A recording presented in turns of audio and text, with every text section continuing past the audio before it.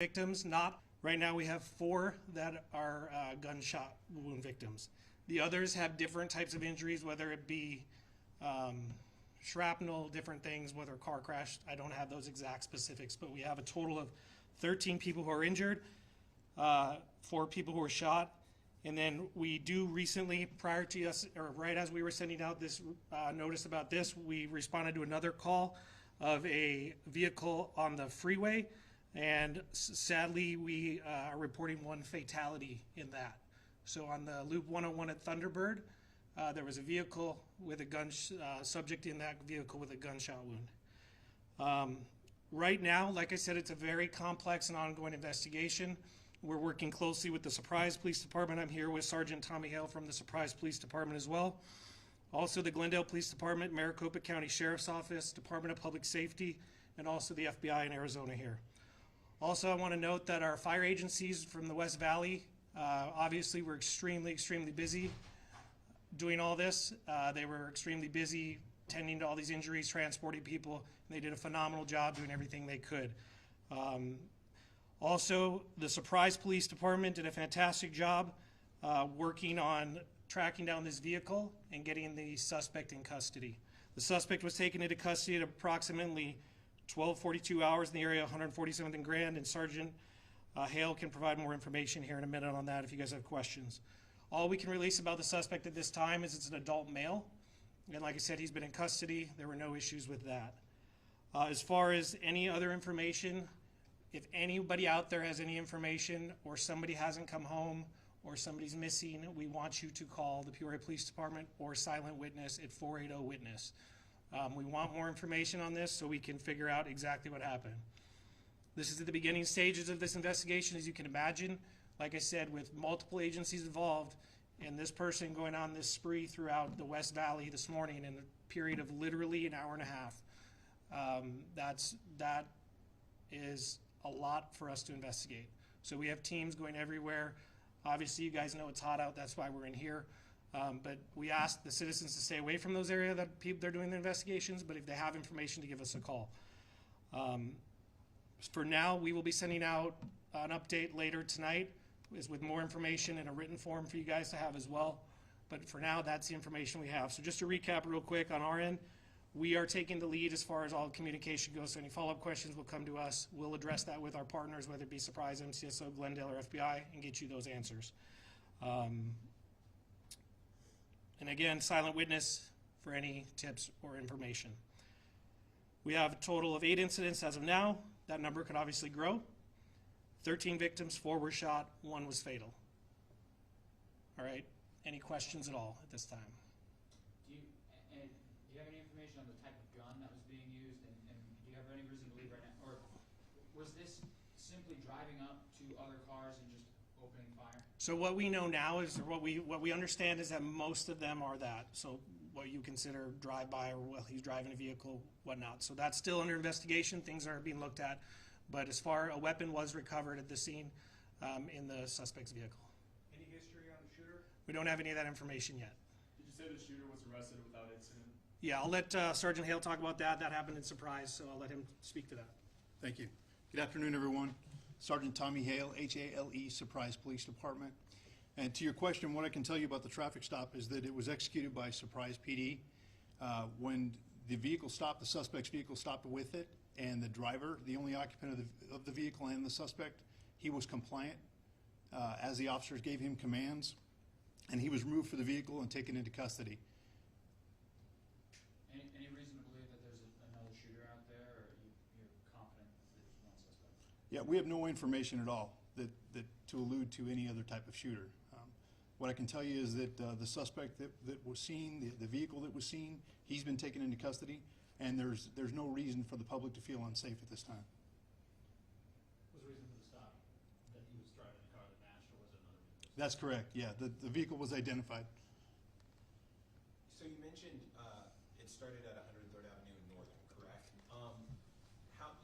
Give me an indication of where these 4 people were shot. Was it all the same scene, or was it 4 different scenes? Tell me. So that's where it's a little confusing. I understand that. So there are 8 separate incidents. So there's 8 different scenes all over the place. And Whether it be gunshots fired at each one of those? yes. each gunshots fired at each one of those. But from those 8 scenes, we have a total of 13 victims. Okay, so then we've got those people that were shot and those people that were, you know, bullet breaks a window, the glass goes in them, they might have some cuts and scrapes. The one thing I do want to make sure we put out is the reason why this guy was taken into custody so quick is the great teamwork amongst agencies, interoperability, the ability for us to share information with our neighboring partners and to be able to get that information out. Obviously, everybody worked together because if you can imagine, Peoria alone had 3 right away, one after another. So our resources were tied up right then there. Get that information out to Surprise, Glendale, MCSO, DPS, and everybody worked together to bring this guy into custody. Do we know if the victims are all adults or any minors involved? I believe they're all adults, but again, we're still getting people to the hospitals, getting people to talk to everybody involved. So 4 gunshot victims total, one of those 4 passed away. Correct. And then the other 3, I know. Non-life-threatening injuries on those, yes. They're all expected to recover from those injuries. Everybody who was injured, other than the one, is expected to recover. And just to clarify, this suspect never got out of his car during any of these shootings? I'm not sure. We're still piecing it together. There's 8 different scenes that we have to investigate. That's a lot. I mean, 1's a lot, 8 is a lot. Were all the victims in vehicles at the time, or were any walking on the sidewalk? I believe there's a couple that were in vehicles and a couple walking, but again, that'll all be sorted out. What we hope to do later on is be able to give you a breakdown more of the locations of those. That way you guys can have all that information as well. I believe on the fatal, you said that call came in as kind of later. So, yeah, we responded to that to go check on it. A car was kind of off the roadway, and they found a subject in there that had a gunshot wound and who was deceased. So, again, we're even piecing that part together to ensure that it's related. I mean, obviously, we're assuming it is, but.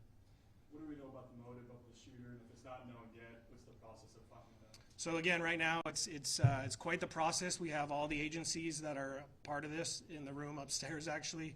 They're kind of figuring out who's going to take what pieces, who's going to do what.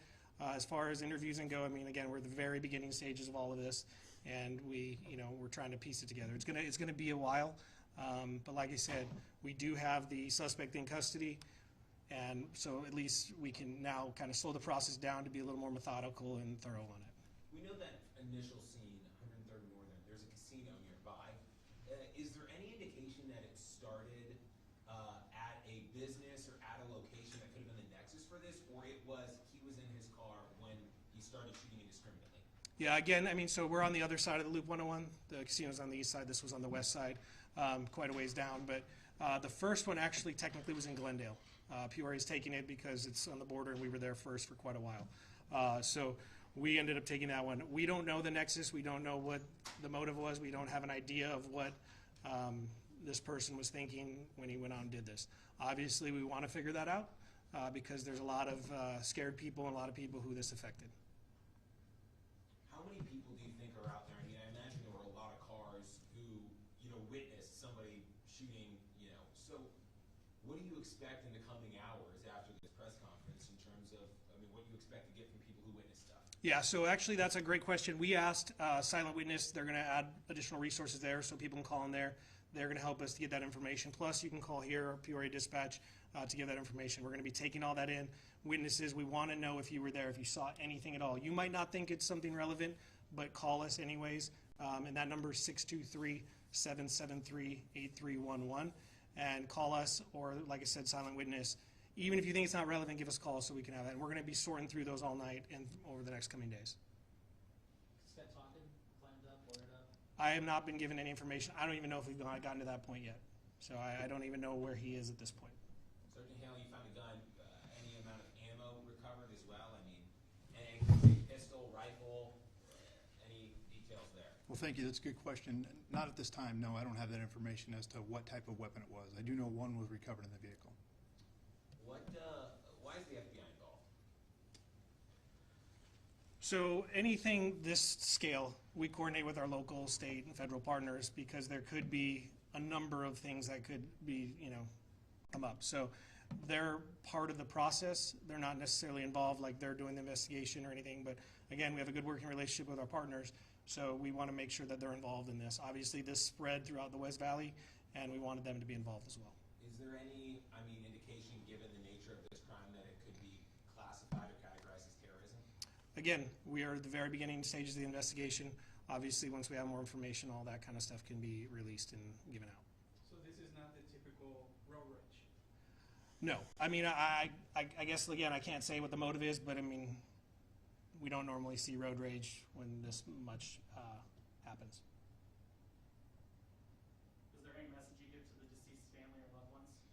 Yeah, I mean, obviously, our thoughts go with them. I mean, our officers out there, too, let's be honest. Their officers and firefighters have had to deal with this all day. It's hard on them, but obviously, there's families in our communities pretty traumatized by all this as well. So, you know, I want them to know and understand that we're still out there. We brought in extra officers. I'm sure other agencies did as well to cover the road, so we can still respond to other calls as well. But yeah, I mean, this is trying for everybody, and you know, this doesn't normally happen, and obviously, you know, that's why we're here today. Just saw a litany of detectives, it looks like, walk out of the building. When you have shell casings on interstates and you're working kind of that intersection, wanting to get them back open versus, you know, having such potentially evidence scattered all over, how difficult is it going to be to collect all this evidence in a timely manner? Well, and that's the other part of using, you know, community members who might have seen something. They might be able to direct us something that makes it quicker. I believe they're shutting down part of the freeway to be able to look for some evidence. And I know it's not the best option for a lot of people when we're driving, but understand that we want to make sure we do the best investigation we can for that person's family, just as we would want for ours. Make sure that we can do the most thorough job investigating, collecting evidence, and getting all that. Can I ask you one more question? I mean, we saw his vehicle, I don't know, you guys probably haven't been out there, but like, did he have the window down the whole time shooting through it, or was he shooting through his car? In what capacity was he getting these rounds out? And again, that's all going to be stuff that we're going to have to figure out as the investigation goes on. I mean, like I said, 8 separate scenes where we have to figure out exactly what they did to that person. So at those different incidents, but it's all going to be part of the investigation again. Is there a message that you would like to give the community to make them feel more at ease? That there's no... Yeah, I know you guys already asked about if we believe there's anyone else out there involved. We do not. Again, there was a very good description given of the person, the vehicle, the license plate, and whatnot. So that helped us be able to track that person down. We don't believe there's anyone else involved. Like, you know, a weapon was recovered. Surprise PD did a great job locating this vehicle and getting this guy into custody to stop any more damage that he could do in the community. My final question is, what car was he driving? And lastly, was he going the speed limit, cruising? There wasn't any indication there was a chase or he was running red lights. He just seemed to be going at normal speed when you guys pulled him over. Thank you. So it's actually a great story behind that. The information about the vehicle was broadcasted throughout multiple different agencies, multiple jurisdictions. And our fire department, the Surprise Fire Department, actually got some of that information. They were actually out and were able to spot the vehicle and relay that information to our units who were in the area. So they were able to get him into custody very quickly. There was no pursuit. He complied completely with our officers and was taken into custody safely. Do you know if that vehicle was registered to the shooter? Was it a rental car or stolen, anything like that? I have no information on if it was stolen, just what the vehicle was and what we were looking for.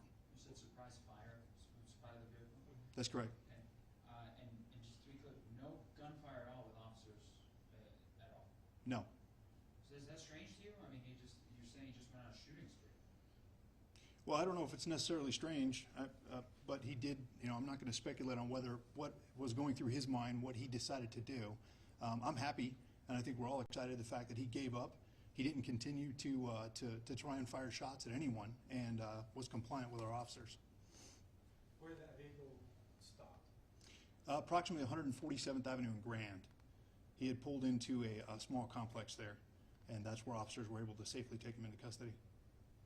Can you say anything about the 4 victims who were shot? I know some of the couple were adult males.